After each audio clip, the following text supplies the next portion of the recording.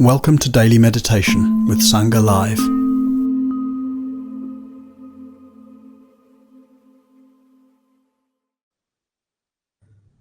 Thank you, George, and good morning, Dharma friends.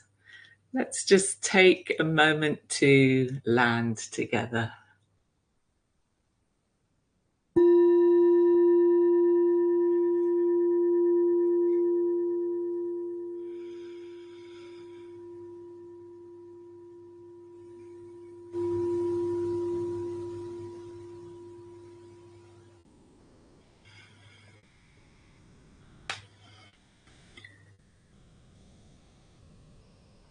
So, the weather is changing or has changed a little for many of us in the UK. I see it's not just me, but we're still here and now, and that's what we're contemplating together this week, is the art of being here now, the art of being present.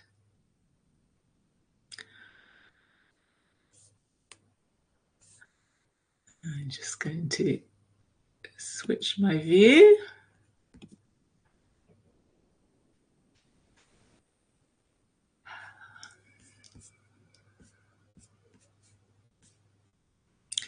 So yesterday I shared another few verses that were very similar to the ones I shared on Monday and Tuesday, in which the Buddha really praised this staying present, or really fully inhabiting the present moment, as the best way to spend any day.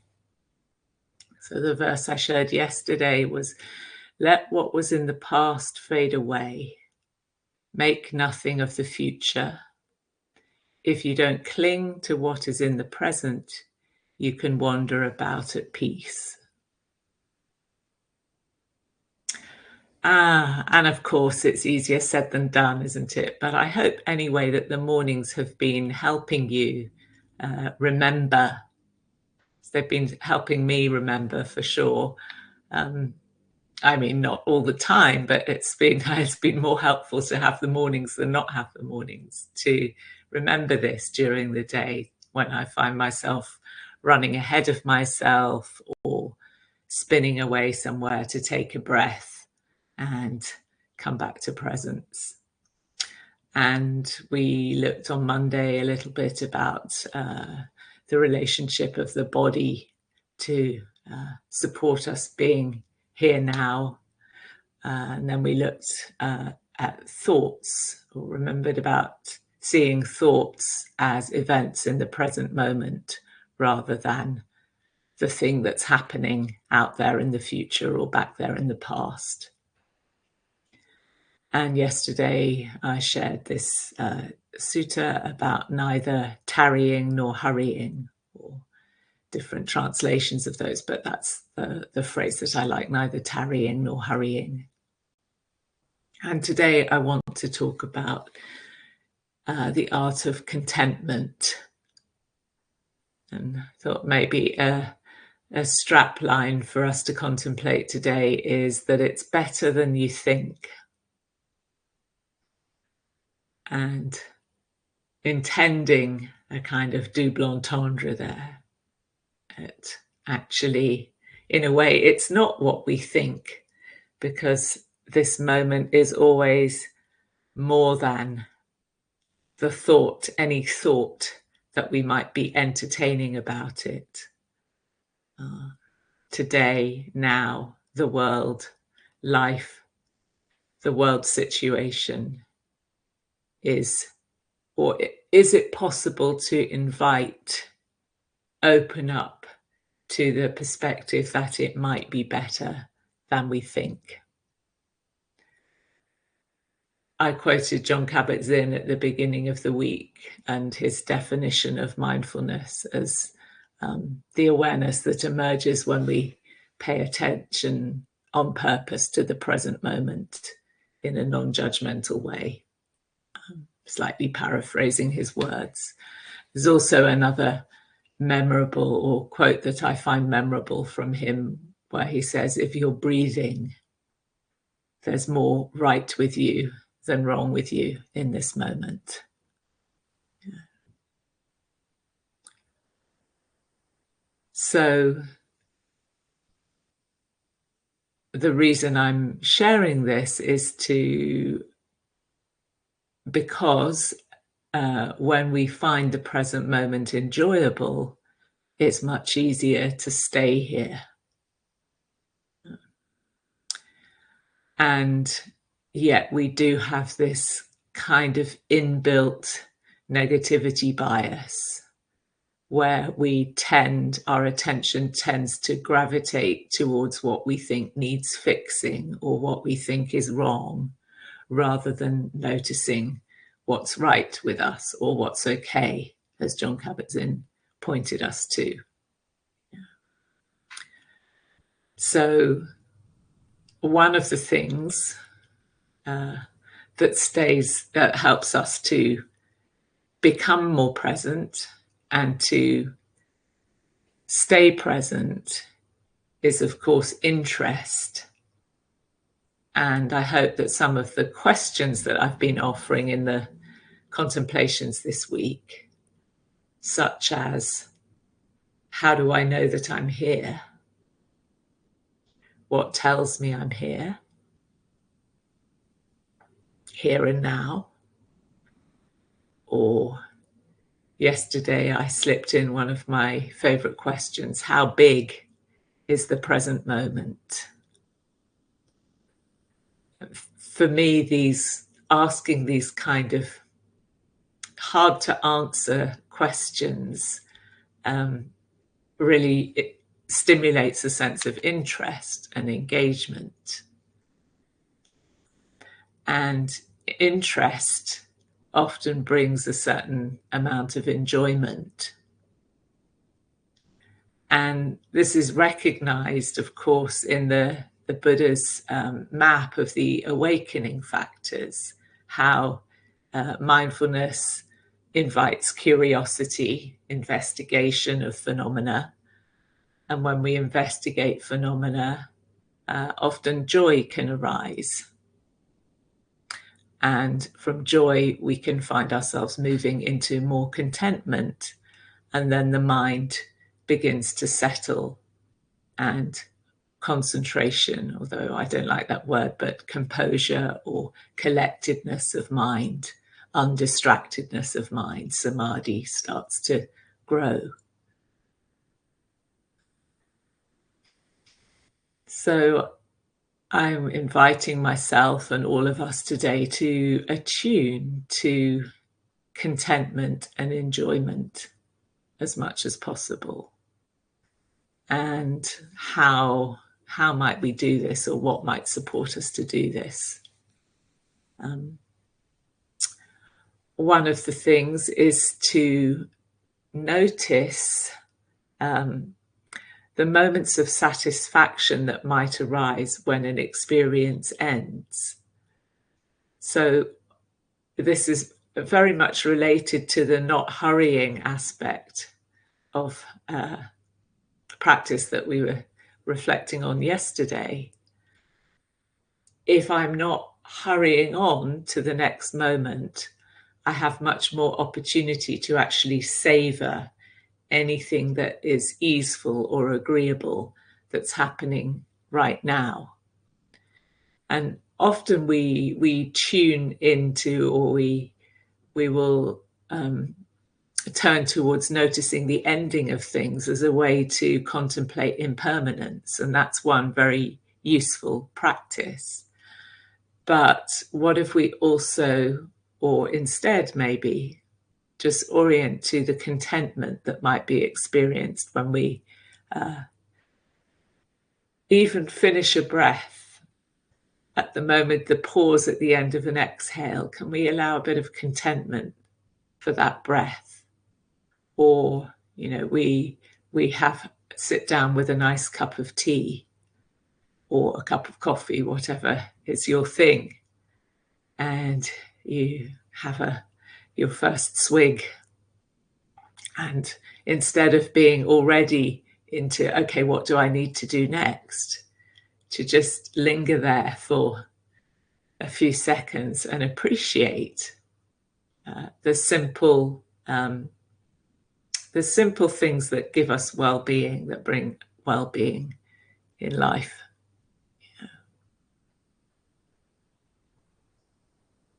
Giving ourselves permission to enjoy. And I love this English word, enjoy, which means also implicitly bringing joy to our experience.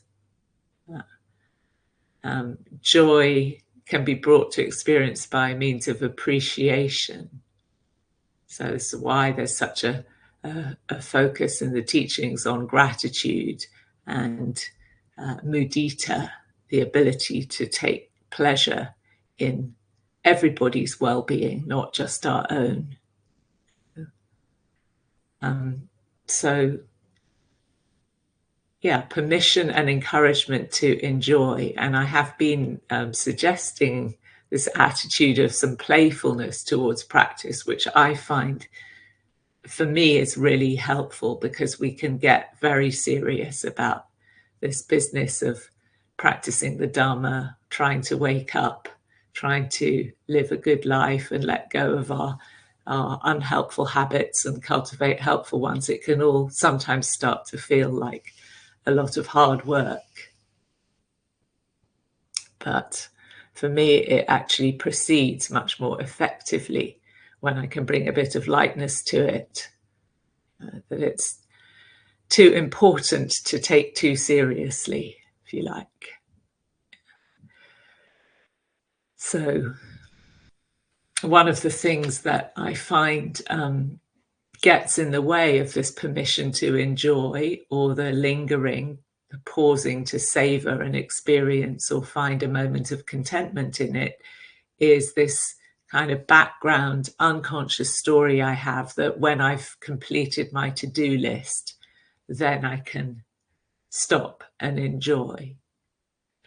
But as we all know, our to-do lists never arrive at the end, because the moment you tick something off the bottom, something else adds on the top, or vice versa. I don't know which way up we look at it. So the to-do list is never complete, but the contentment, the pause, comes when we can let it go for now.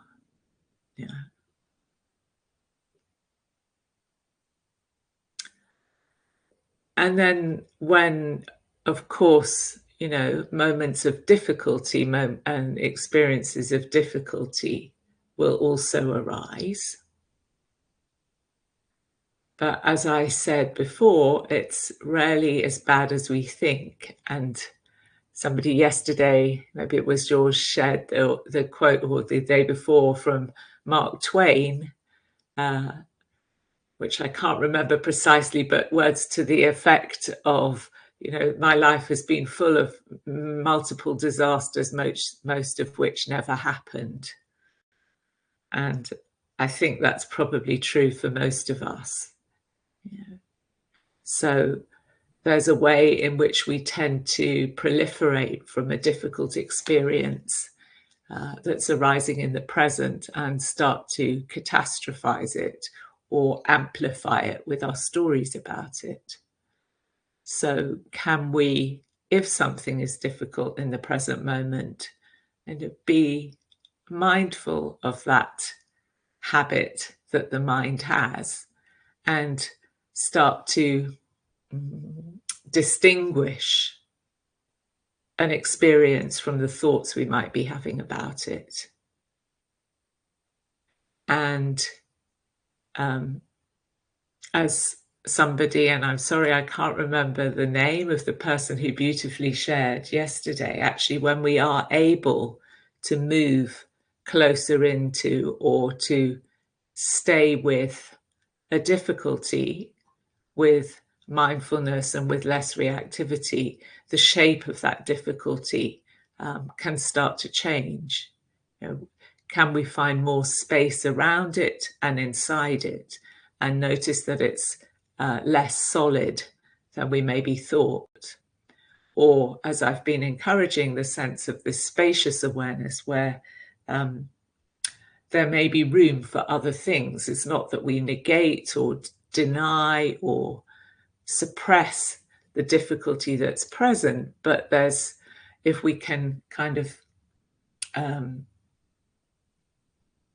not even step back around it. I prefer the thought of making space around it.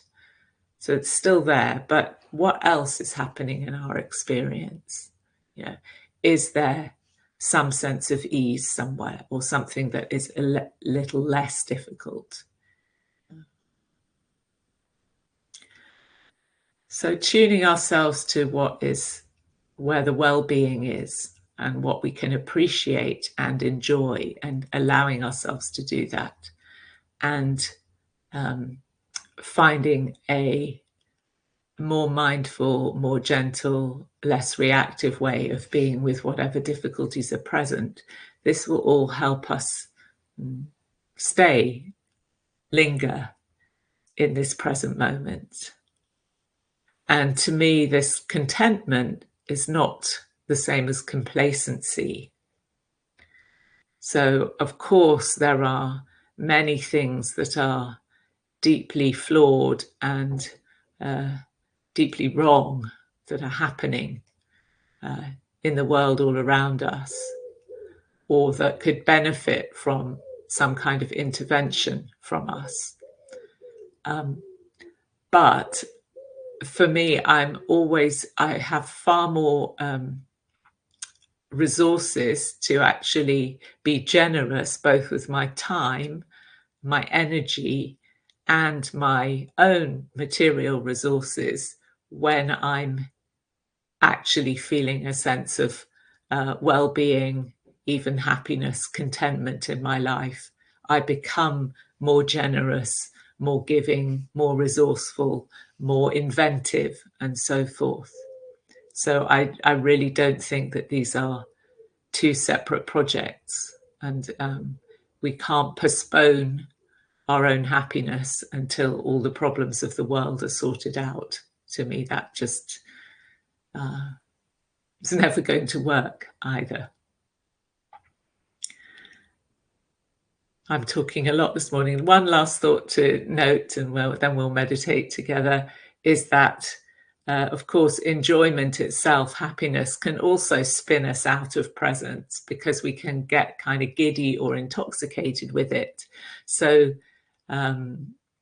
one of the things to be mindful of is when we're feeling light and happy and exuberant inside, to stay embodied and really soak up the recognition of well-being, more than we, again, give attention to what may be the story out there that's part and parcel of our happiness at the moment, and spinning out into the story, or into indeed the sense of, well, okay, how can I project this into the future and make sure that I'm experiencing the same happiness in 24 hours or next week or next month.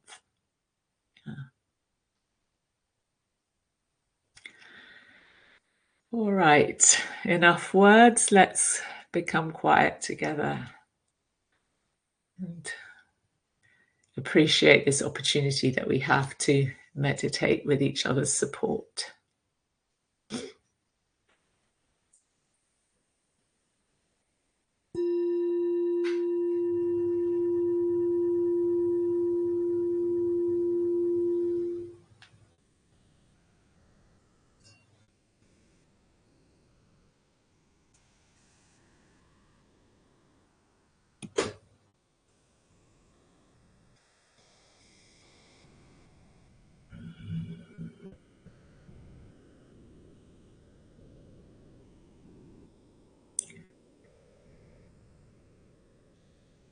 So resting back into our meditation posture.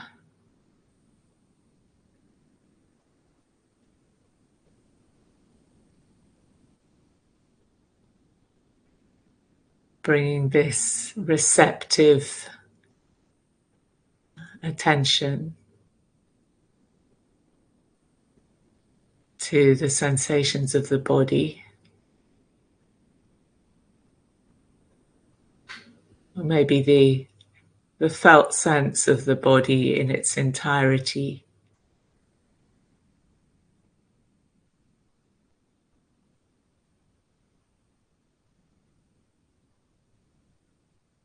Noticing the shape of the body felt from the inside out.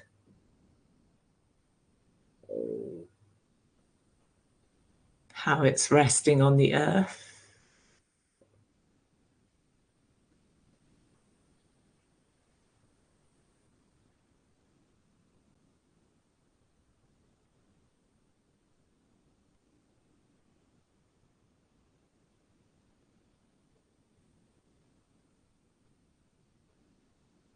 Giving it permission to rest.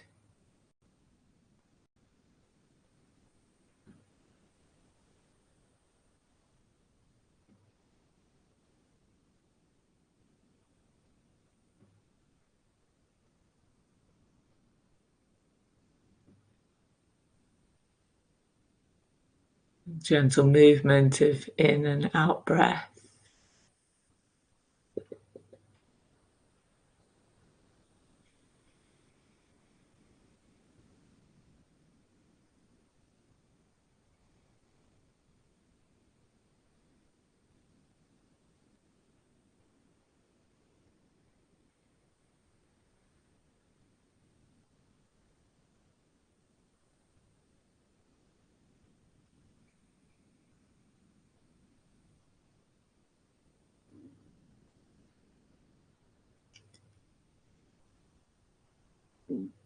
The soundscape.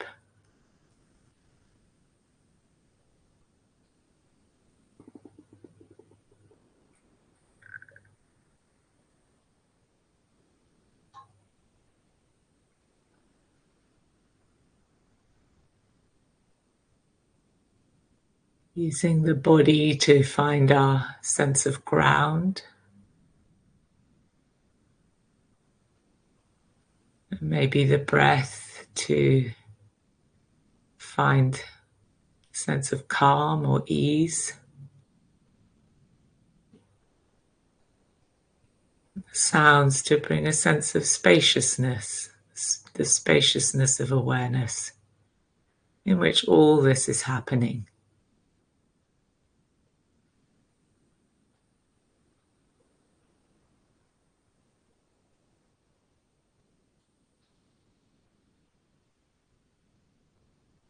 And awareness itself is always here and now.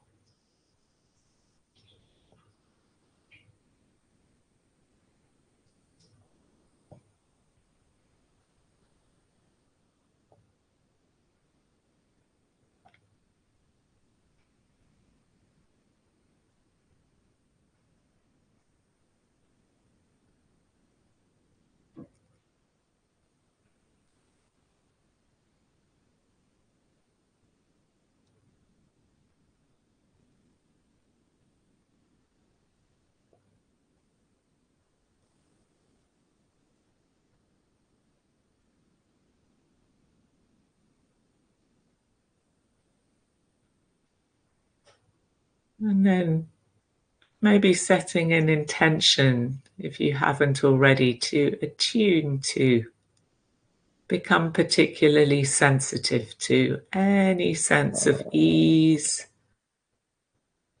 or well-being in body or in mind that might be here.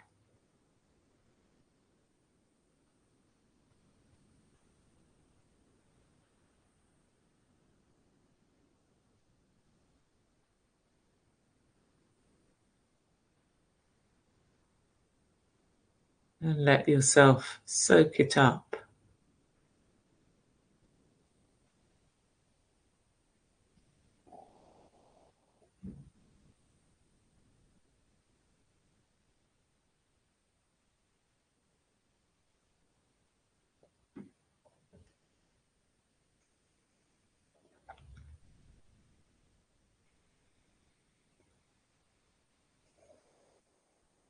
And just in the recognition of it, maybe it starts to grow or spread or become a little fuller.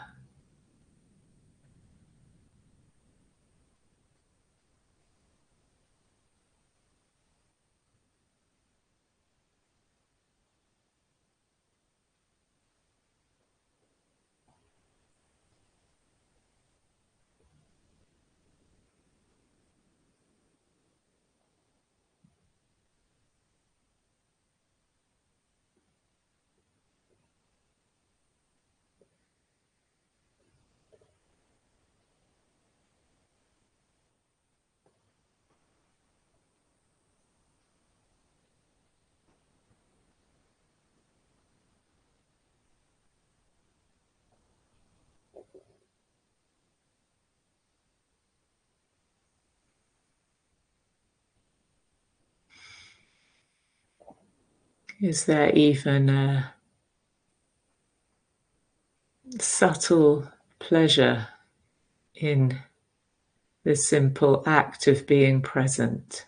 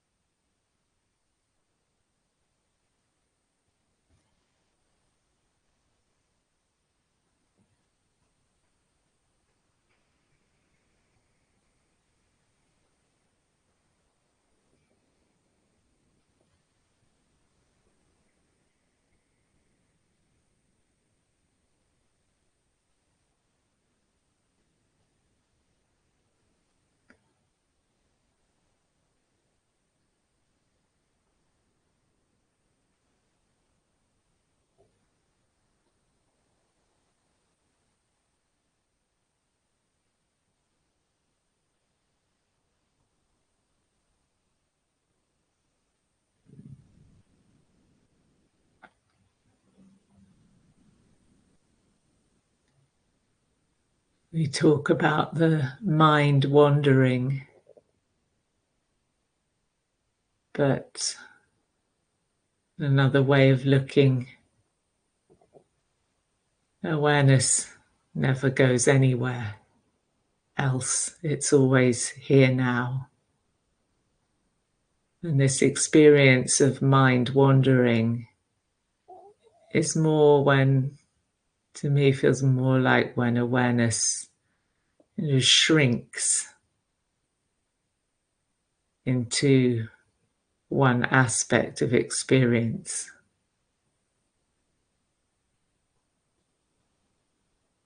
Which often happens if there's a thought that's particularly interesting or unpleasant, or a sensation, an experience, a feeling that's particularly unpleasant, that awareness shrinks around it. And we can use the vastness of ground underneath us, the soothing nature of the breath happening by itself,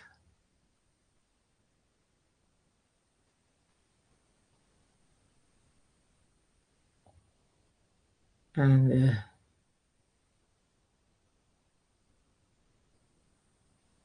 spaciousness of the soundscape around us.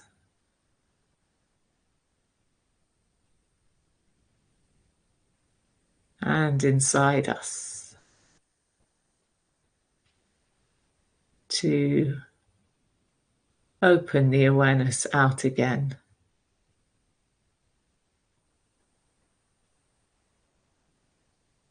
to re-establish our seat in this point that includes everything.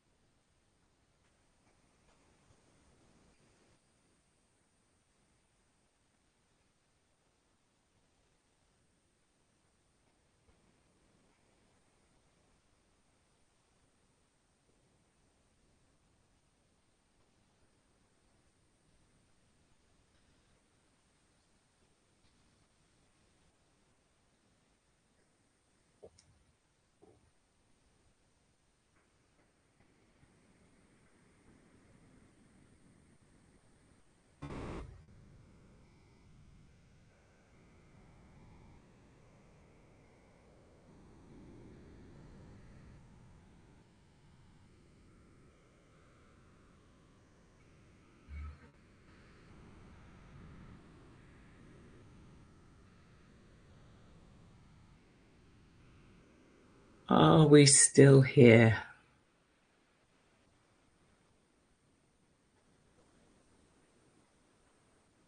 Gently inquiring what's happening now.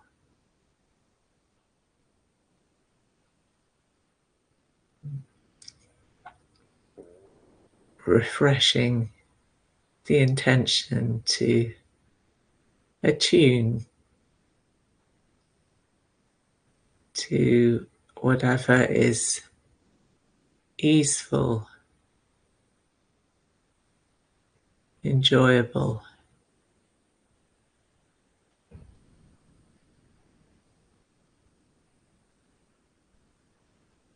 uplifting.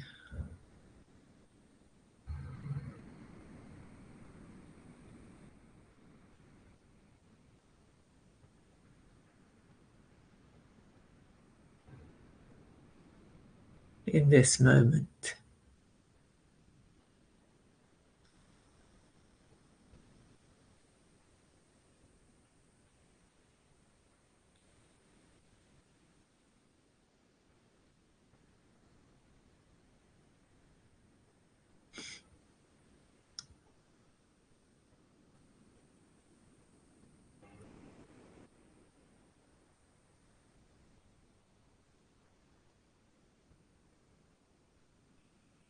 Even to bring respect to our capacity to patiently bear with what's difficult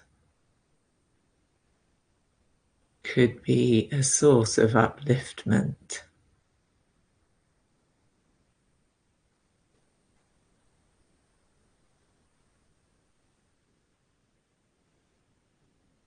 So approaching ourselves and our practice with respect.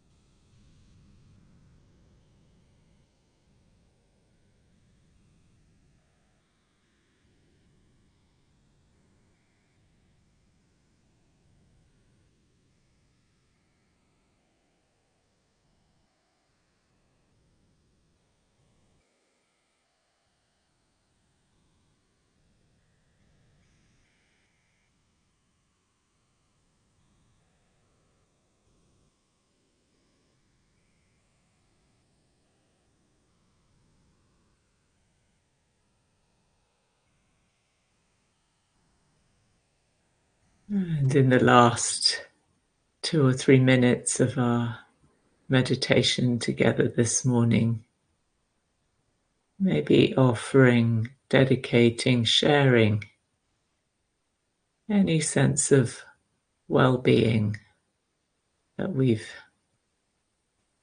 discovered, recognized, dedicating that for the welfare of all beings.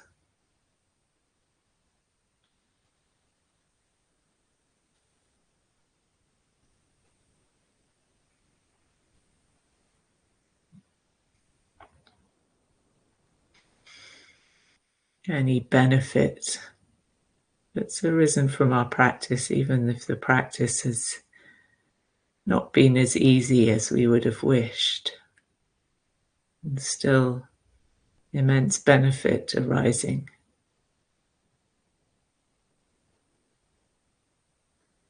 So we can dedicate that to those we know and those we don't know.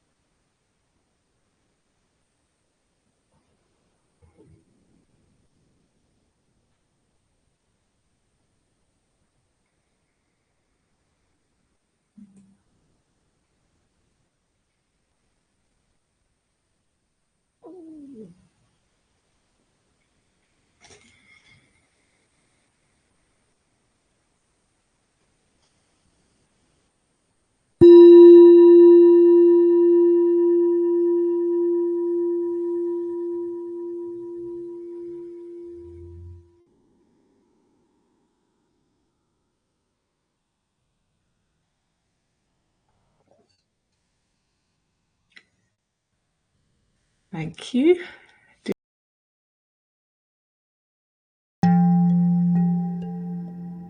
Today's podcast is an offering to you from our archive of freely available live daily classes. We make wisdom teachings and meditations as freely available as possible to as many people as wish to practice. You can help ensure we can continue to support a worldwide Sangha by leaving a review wherever you get your podcasts, by sharing this with someone who'd be interested, and by offering a small financial support at sangha.live/donate.